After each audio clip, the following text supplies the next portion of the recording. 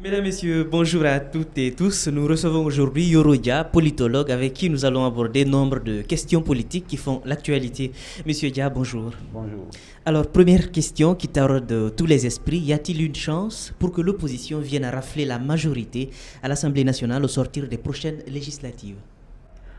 Mais comme son nom l'indique, élection, ça veut dire qu'il y a, dans une démocratie, Vox Populi, Vox Dei.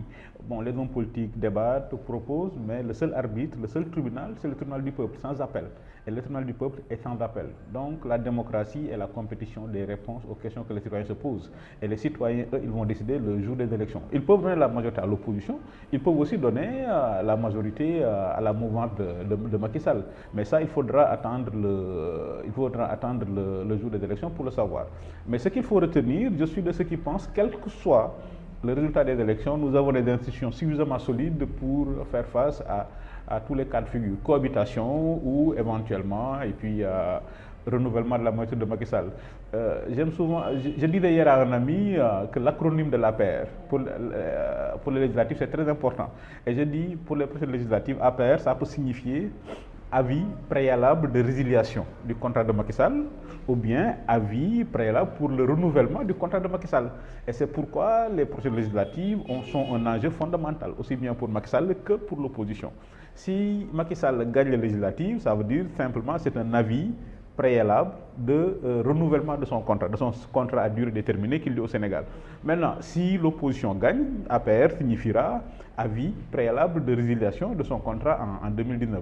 Et c'est pourquoi c'est un enjeu fondamental. Mais dire que l'opposition va gagner ou perdre, à mon avis, releverait de la spéculation. Comme on dit, Vox Populi, Vox Dei, il faudra attendre que le peuple décide pour savoir ce que le peuple décidera. Mais à mon avis, ce qui est intéressant sur le plan science politique, c'est de dire et de rassurer les Sénégalais, quel que soit le schéma de figure, comme je dis souvent, nous sommes une très grande et vieille démocratie. Quel que soit le schéma, nous avons des institutions suffisamment solides pour faire face.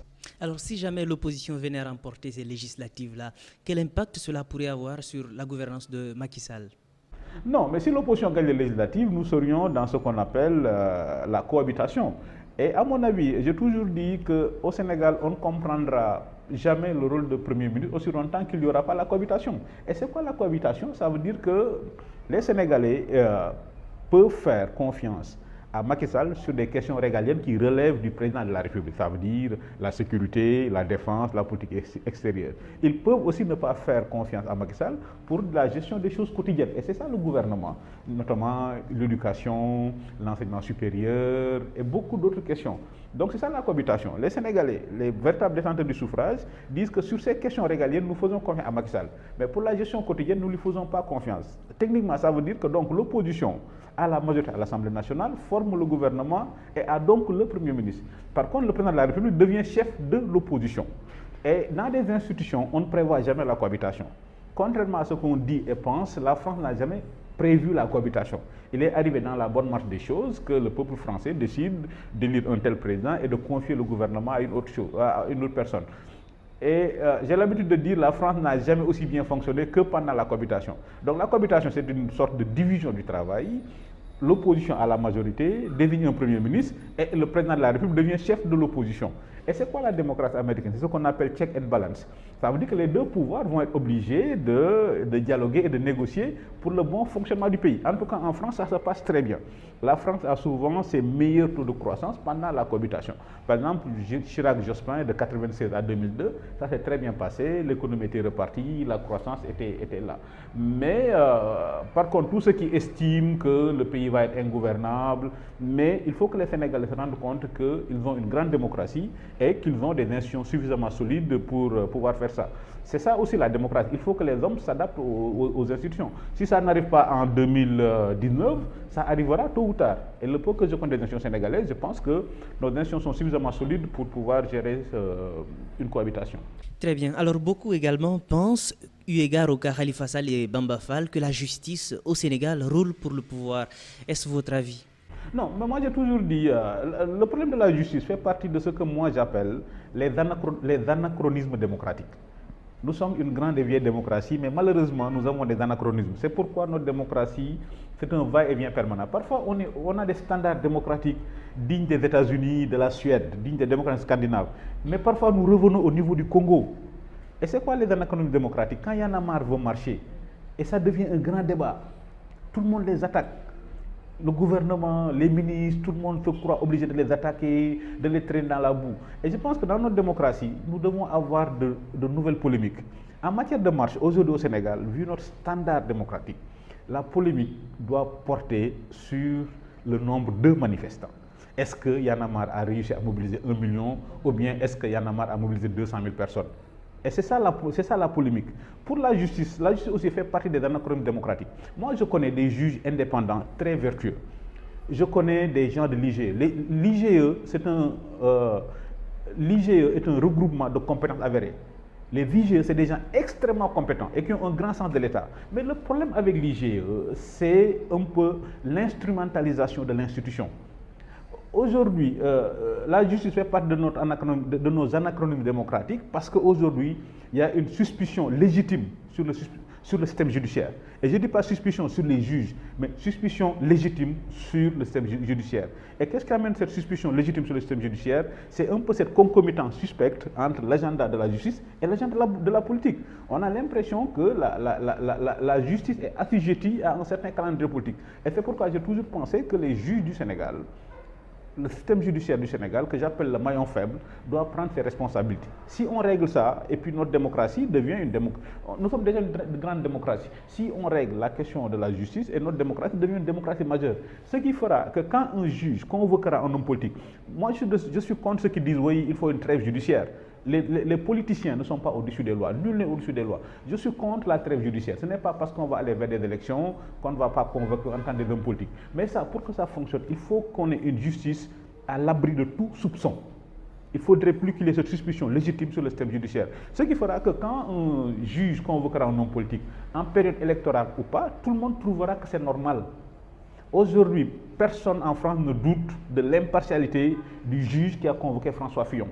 Aujourd'hui, en Israël, le Premier ministre a été convoqué par le chef de la police parce qu'on estime que le Premier ministre a reçu des choses indues de la part des Juifs américains. Donc le chef de la police fait son travail, il le convoque. Et à mon avis, c'est le seul maillon faible aujourd'hui qui manque de notre démocratie.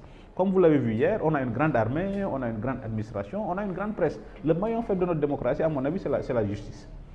Très bien. Alors revenons à l'opposition. Pensez-vous possible que l'opposition puisse se fédérer autour d'un front uni?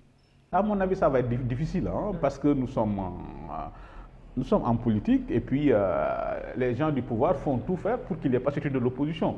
Parce que aussi, c'est des élections législatives avec le fameux Raougadou. C'est quoi le fameux Raougadou? Avec 30%, vous pouvez gagner un département. Si vous arrivez premier au niveau du département, vous pouvez le gagner.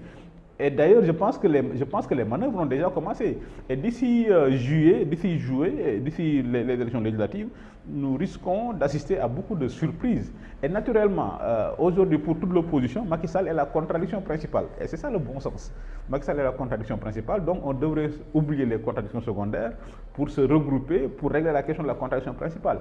Mais la question qui se pose, est-ce que les égos des uns et des autres va pouvoir l'emporter sur cette simple question de bon sens? Et je ne suis pas sûr que les gens peuvent mettre au placard les questions d'ego pour se concentrer sur la contradiction principale. Si l'opposition y va de façon désunie, c'est une aubaine pour Macky Sall, parce que c'est le parti au pouvoir, il peut facilement avoir 30%. Si l'opposition est désunie, on risque de se retrouver dans un schéma où l'opposition regroupée se trouve majoritaire dans le pays, mais se trouve forcément minoritaire au Parlement. Et je crois que c'est arrivé une fois dans notre histoire, que l'opposition se regroupe, toutes les voix de l'opposition réunies, l'opposition est la majorité, mais se trouve minoritaire au Parlement à cause du mode de scrutin. Très bien. Alors vous avez également parlé tout à l'heure du mouvement Y'en a marre qui projette une manifestation le 7 avril prochain. Est-ce que vous pensez que ce mouvement a toujours le crédit et la conviction nécessaires pour faire évoluer les choses?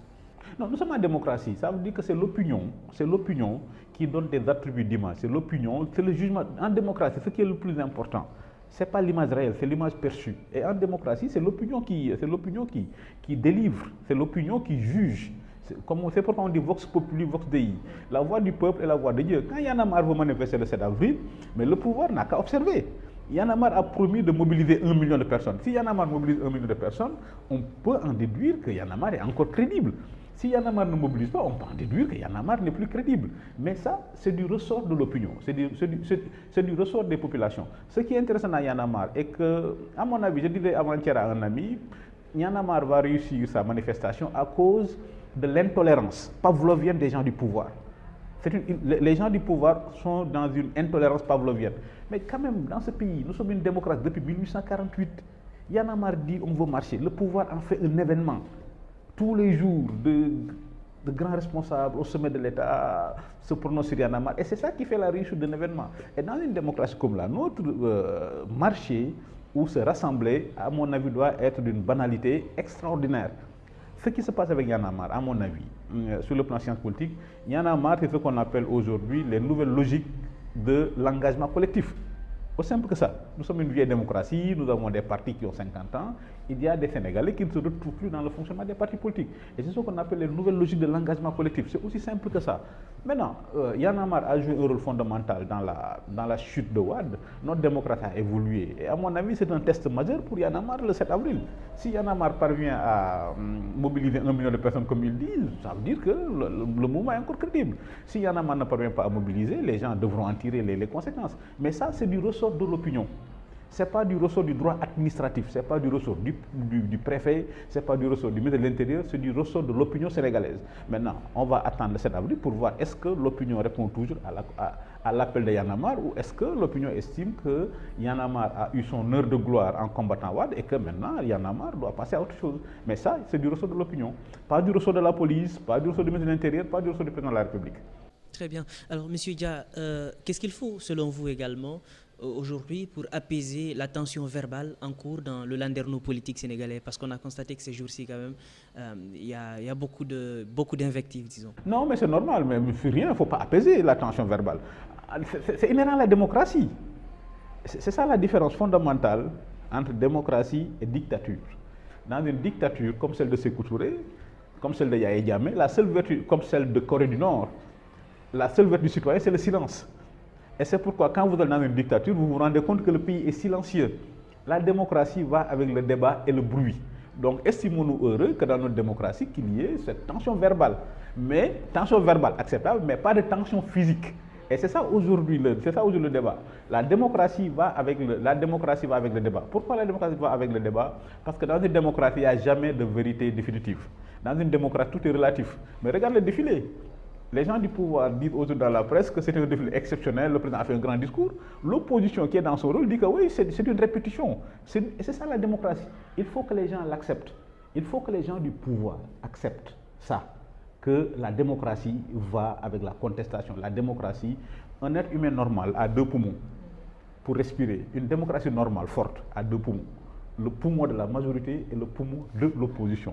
L'opposition est dans son rôle. Et c'est pourquoi il faut que les gens du pouvoir arrêtent cette intolérance pavlovienne qui fait que chaque fois que quelqu'un se prononce, quand Y'en a marre parle, et puis, je ne sais pas, et puis on lâche les barbares pour qu'ils disent oui, mais c'est des corrompus, chaque fois que quelqu'un d'autre se prononce, qu'on lâche les autres. C'est ça la démocratie.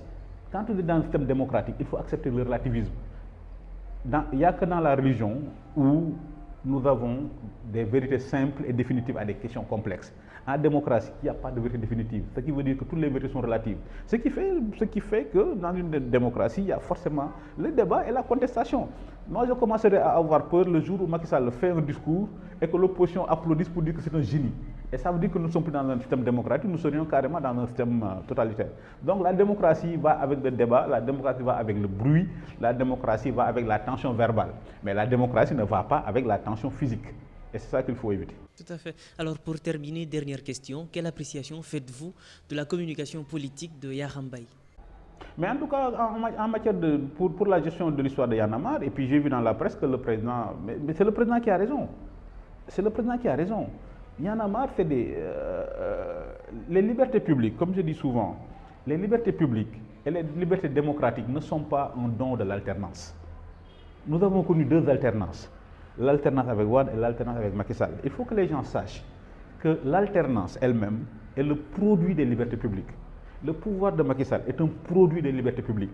Vous ne pouvez pas être produit des libertés publiques et vouloir empêcher l'exercice de ces libertés publiques.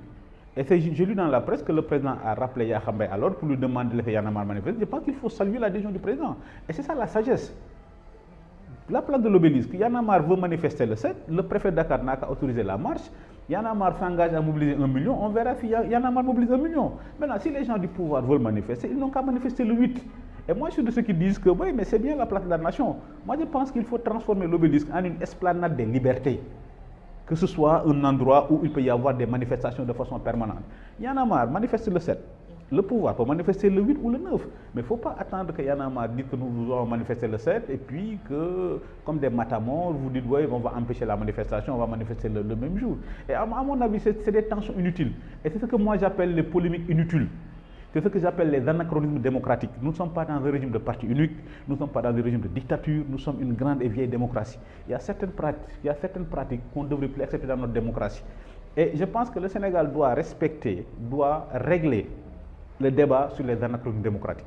Et c'est quoi les anachronismes démocratiques? Le débat sur les libertés, le débat sur le fichier électoral, le débat sur la justice. Le jour où on va régler ça, on va avoir dans ce pays un véritable débat. Parce que dans ce pays, il n'y a jamais eu encore de véritable débat. Hier, on a fêté le défilé. Comme je dis souvent, je me répète, l'armée a gagné la guerre en Casamance. Mais aujourd'hui, il importe aux hommes politiques sénégalais de nous dire comment ils vont gagner la paix. Et ça doit être un débat essentiel pour les législatives. Aujourd'hui, chaque année, on dit qu'il faut sauver l'école. Mais pour les législatives prochaines, ça peut être comme c'est pour avoir le gouvernement, la majorité à l'Assemblée nationale. Il faut que les hommes politiques nous disent, mais au lieu de sauver chaque année l'école, chaque année l'année scolaire, comment on va faire pour sauver l'école publique? Comment on va faire pour sauver l'école publique? L'État du Sénégal s'est engagé dans le PSE qui va nous engager pour 35 ans. Les législatives doivent constituer un excellent moyen pour que l'opposition et la majorité discutent du PSE. Est-ce que c'est bon, est-ce qu'on est sur la bonne voie ou pas? Et à mon avis, c'est ça la démocratie. Il faut que dans ce pays, vu notre niveau de démocratie, que les gens exigent un véritable débat. Un véritable débat, ce n'est pas des débats de personnes. Un véritable débat, vu notre démocratie, ce n'est pas un débat sur les libertés publiques. Est-ce qu'il y en a marre pour marcher ou pas? Est-ce que Yakham Mbaye va faire une contre-marche? Aujourd'hui, le véritable débat, à mon avis, ça doit porter sur l'économie, sur la politique extérieure, sur la sécurité nationale. Pour que les gens qui aspirent à nous gouverner, qu'on connaisse un peu leur idée sur la gestion du pays, sur la santé, sur l'éducation, sur la politique extérieure. Et à mon avis, il est urgent de régler ces anachronismes démocratiques pour que pour les prochaines législatives, pour qu'on ait enfin un véritable débat. Très bien, mesdames, messieurs, c'est la fin de cet entretien. Je rappelle que nous recevions ce matin M. Yoro Dia, M. Dia, politologue. M. Dia, merci beaucoup. C'est moi qui vous remercie.